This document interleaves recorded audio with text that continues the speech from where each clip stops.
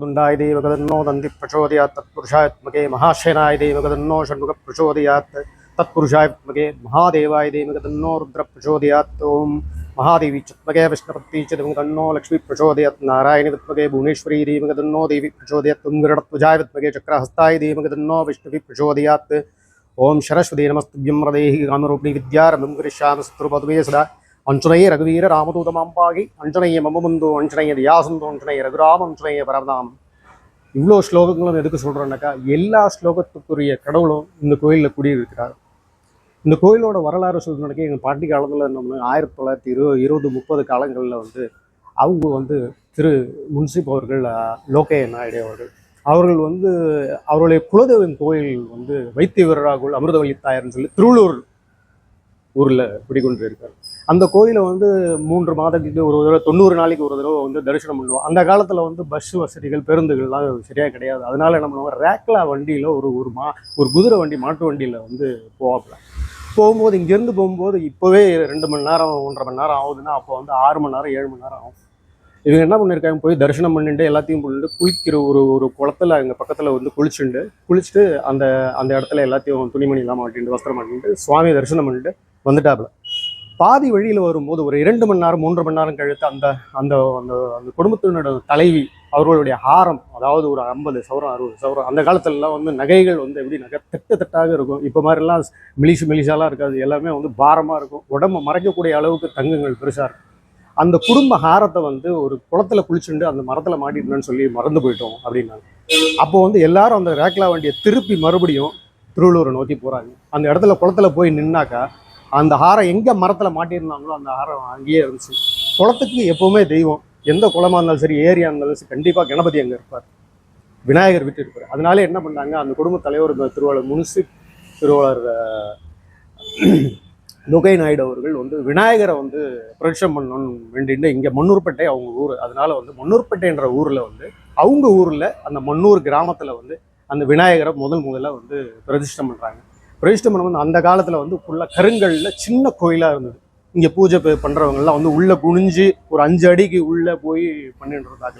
காலப்போக்கில் அந்த கோயிலோடைய விஸ்தாரம் தேவைப்பட்டது. மக்கள் நிறைய வர ஆரம்பித்தாங்க. உள்ளே போய் வெளியே வர்றது கஷ்டமாக இருக்குன்னு சொல்லிட்டு நிர்வாணப் பணிகளை ஆரம்பித்தாங்க. 1994 கட்டமைப்பு பண்ண வச்சு மகா கும்பாபிஷேகம் மறுபடியும் நடத்தினாங்க. அப்போ கோயில் கொஞ்சம் பெரிதாக இருக்குது. அப்பொழுது திரு டில்லிபா அவர்கள் இங்கே அதுக்கு தலைமை வகித்திருந்தார். மிகுந்த காலங்களில் ஒரு பெரிய குழு அமைக்கணும்னு சொல்லிட்டு திரு கோவிந்தராஜ் அவர்களை தலைவராகவும் பொருளாளர் மோகன் அவர்களையும் டில்லிபாபு தலைமையிலையும் அது நடந்துட்டு இருந்தது. 1994 அவங்க கும்பாபிஷேகம் பண்ணும்போது தான் வள்ளி தெய்வானே சேவானியும் சமாதியை ஒரு முருகர் அமைச்சாங்க, திருமுருகர் அமைச்சாங்க, ஆஞ்சநேயர் அமைச்சாங்க, அப்புறம் கருமாரியம்மன் அமைச்சாங்க, சாமுண்டீஸ்வரி அமைச்சாங்க, கனகதுர்கா பரமேஸ்வரி அமைச்சாங்க. இந்த தெய்வங்கள்லாம் புனர்சுமம் விட்டு கலசாபிஷேகம் பண்ணி அந்த கோயிலில் நிர்வாணம் பண்ணிட்டு இருந்தது. இப்படியே போயிட்டு இருந்தபோது 1907 மறுபடியும் 2007 மறுபடியும் ஒரு கும்பாபிஷேகம் பண்ணும்பொழுது மறுபடியும் அந்த அந்த அந்த அந்த 12 வருஷங்களுக்கு கண்டிப்பாக ஒரு கும்பாபிஷேகம் நடக்கணும். அந்த கும்பாபிஷேகத்தை நடத்தும் போது அங்கே இருக்கிற கோயில்களுக்கு எல்லா சிலைகளையும் மறுபடியும் புறப்படுத்தி மறுபடியும் உயிரூட்டம் கொடுத்து அந்த கோயிலை இன்னும் நல்ல நிர்வாணம் பண்ணிட்டு இருக்கிறப்போ இந்த குழுவோட தலைமையில் என்ன ஆச்சுனாக்கா 2022 மறுபடியும் ஒரு கும்பாபிஷேகம் பண்ணாங்க. திருவாளர் தலைவர் கோவிந்தராஜ் அவர்கள், பொருளாளர் மோகன் அவர்கள் தலைமையில் அவங்க இந்த கோயிலை நிர்மாணம் பண்ணாங்க. 2022 பிப்ரவரி 7ஆம் தேதி மகா கும்பாபிஷேகம் பண்ணும்போது கீழே இருந்த பிள்ளையாரை மேலே கொண்டு வந்தாங்க. மேலே கொண்டாந்து மாடி பிள்ளையார் இருந்தாங்க. மாடி பிள்ளையார் இங்கே இந்த வட்டாரத்தில் எனக்கு தெரிஞ்சு சாரதாம்பா கோயில் மேல் மாடியில் இருக்குது. நம்ம வடபழனி அந்த இதுக்கிட்ட இருக்கோம், நம்ம அந்த ரெடில் இதுக்கிட்ட இருக்கோம், நம்ம அந்த கொடம்பாக்கத்தில் இருக்குது. அதுக்கப்புறம் இந்த கோயில் தான் இங்கே மாடியில் இருக்குது, மாடி பிள்ளையார். கீழே அந்த இடத்த நிர்மாணம் பண்ணுறதுக்கு ஒரு சாய்பாபா அமைச்சாங்க. அது 2024 அதை பிரச்சனை பண்ணாங்க. இன்னைக்கு இது சிந்தாமணி விநாயகர் கோயில் என்ற பேரில் அழைக்கப்பட்டு பிரதிஷ்டமாக நடந்துருக்கு. இங்கே ஆதி விநாயகர் இவரு தான் முதல்ல அவங்க பிரதிஷ்டம் பண்ண கருங்கல்ல இருந்த கோயிலில் பிரதிஷ்டம் பண்ண அந்த உயிரோட்டம் கொடுத்த இவர் கிட்டத்தட்ட 70-80 வருடங்களான விநாயகர். இவரை எதுவும் செய்யாமல் அதையே உயிர் கொடுத்து பக்கத்தில் வச்சு அதுக்கப்புறம் 1994 விநாயகர், இந்த விநாயகர் இங்கே பக்கத்தில் வந்து ஒரு ஒரு உற்சவர் அம்பாள் உள்ள சன்னதியில் இருப்பாங்க. அவங்க வந்து 1920களில் பண்ண மஞ்சள் சிலை. அந்த அம்மா வந்து மலையத்தம்மன் சொல்லிட்டு இந்த மன்னூர் கிராமத்துக்கு அந்த அம்மா தான் மன்னூர் கிராம தேவதைன்னு சொல்லுவாங்க அந்த அம்மா. இது வந்து இந்த குடும்பம் வந்து நிரம்பிச்சது. அதுக்கப்புறம் வள்ளி தேவானை சேனா தேவதி, முருகர், ஆஞ்சநேயர் இந்த சன்னதிகளெல்லாம் 1994 நடந்தது.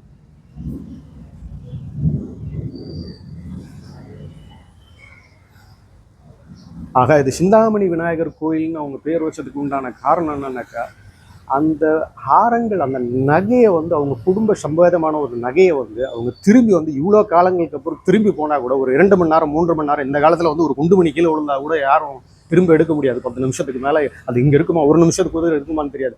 அந்த காலத்தில் வந்து யாரோ மாட்டிட்டு விட்டு 50 சவரம் 60 சவரம் இருக்கிற ஒரு ஹாரத்தை வந்து அந்த விநாயகரை காப்பாற்றி கொடுத்தாருன்ற நம்பிக்கையில் இந்த விநாயகர். அதனால் நான் என்ன நினைக்கிறேன்னாக்கா, ஏதாவது வந்து நமக்கு நகைகளோ சேரணும், நகைகள் காணாமல் போயிட்டோம், நம்மளுடைய சொத்துக்கள் ஏதாவது வந்து நிலைநிறுத்தணும், இந்த சிந்தாமணி விநாயகரை வேண்டினா நல்லபடியாக நடக்கும்ன்றது என்னுடைய நம்பிக்கை. ஏன்னா அந்த குடும்பம் வச்சதுக்கான காரணம், இந்த விநாயகரை பிரதிஷ்டத்தை பண்ண காரணம் அது வந்து இதுதான். சொத்துக்களை நிலைநிறுத்துவதோ, மறந்து போன சொத்துக்களை காப்பாற்றுறதுக்கு உண்டான சிந்தாமணி விநாயகர். இது வந்து அதுக்கு பேர் பிரதிஷ்டப்படுத்தவர். ஸோ இந்த விநாயகரை நினச்சி அந்த விஷயங்களை நினைக்கும் போது கண்டிப்பாக இது நடக்கும்ன்ற எங்களுடைய நம்பிக்கை. அப்புறம் ஒரு 80-70 வருஷம் கோயிலெலாம் வந்து இன்றைக்கி கிடையாது. இன்றைக்கி ஆதி விநாயகரை பார்த்தீங்க, இவரெல்லாம் வந்து நம்ம பிறந்து அடுத்த ஜென்மத்தில் எத்தனை பேர் பார்ப்பாங்கன்னு தெரியல. 3 தலைமுறை 4 தலைமுறையை தாண்டி ஒரு விநாயகரை பார்க்கறது வந்து ரொம்ப ரொம்ப அதிசயம். அதுவும் இந்த மாதிரி மன்னூர் என்ற ஒரு சின்ன கிராமம்.